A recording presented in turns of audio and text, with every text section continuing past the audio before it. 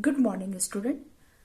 This lecture related to plate boundaries. Chapter 4, Distribution of Ocean and the Continent, Class 11th Geography.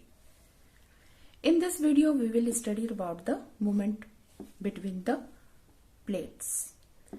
There are the three types of the movement we can see during the movement of these plates. The first is divergent boundary, second is convergent boundaries, and the third is transform boundaries.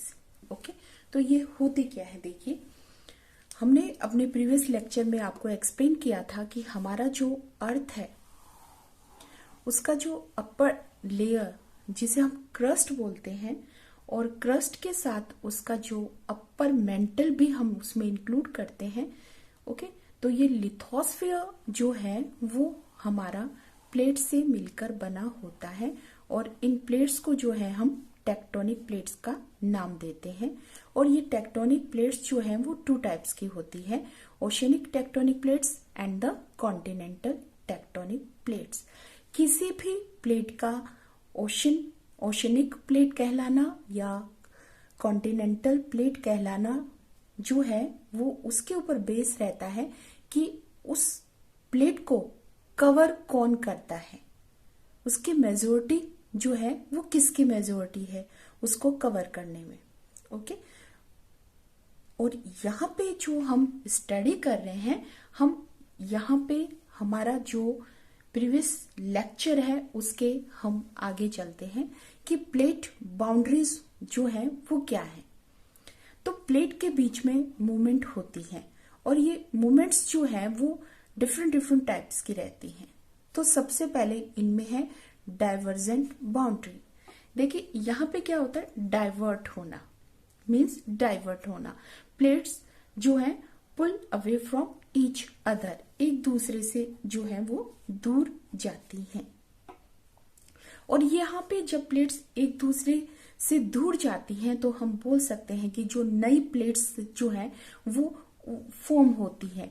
It means new crust जो है वो form होता है.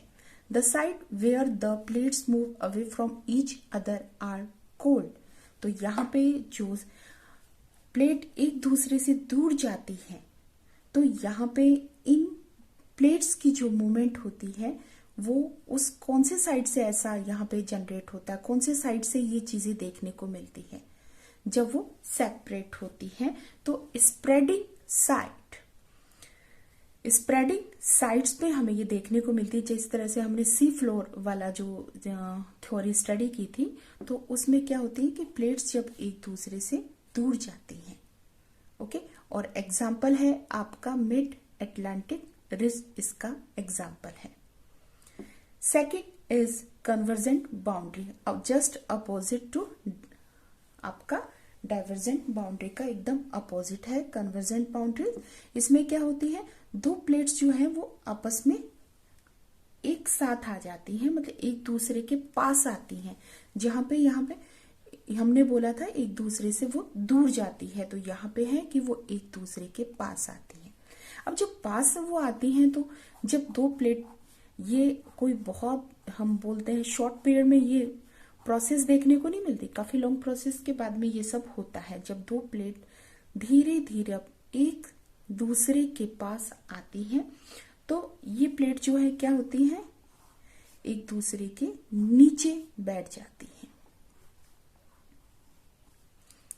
ये नीचे जाना शुरू होती है, ये इसको कवर करना शुरू कर देती है.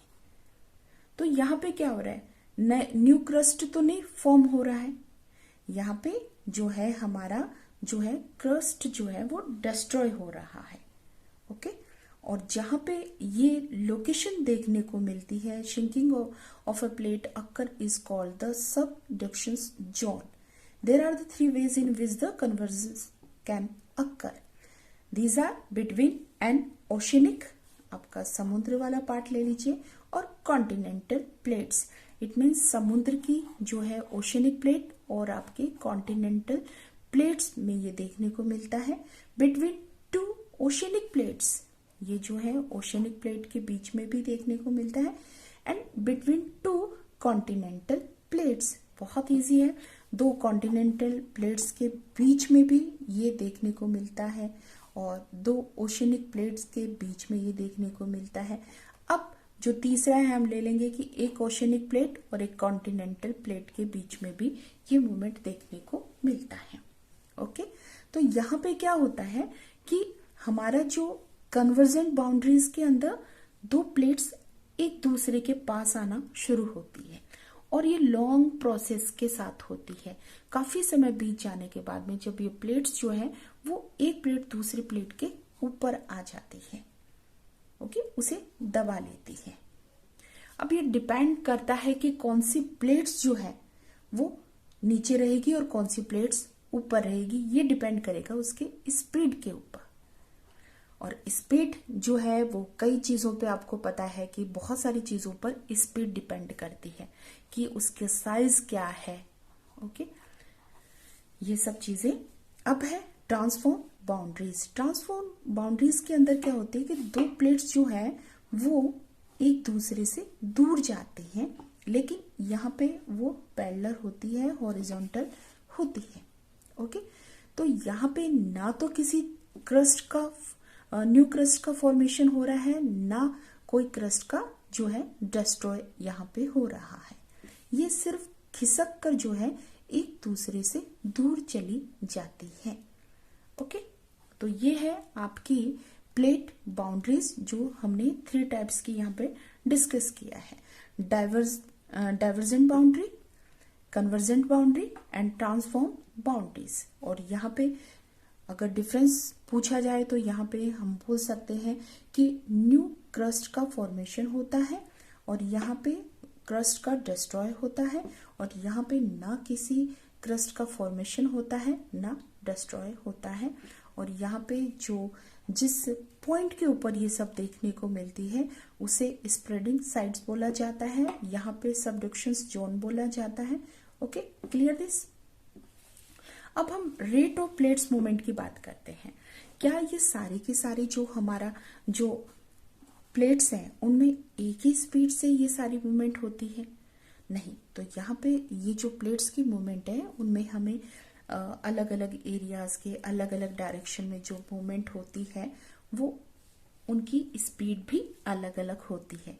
जैसे सबसे कम या स्लो बोल सकते हैं कि कौन सी प्लेट ऐसी है जिसका मूवमेंट सबसे स्लो है, तो वो है आपका Arctic ridge, less than 2.5 centimetre in a year per year. It means एक साल के अंदर 2.5 सेंटीमीटर जो है इनका मूवमेंट रहता है।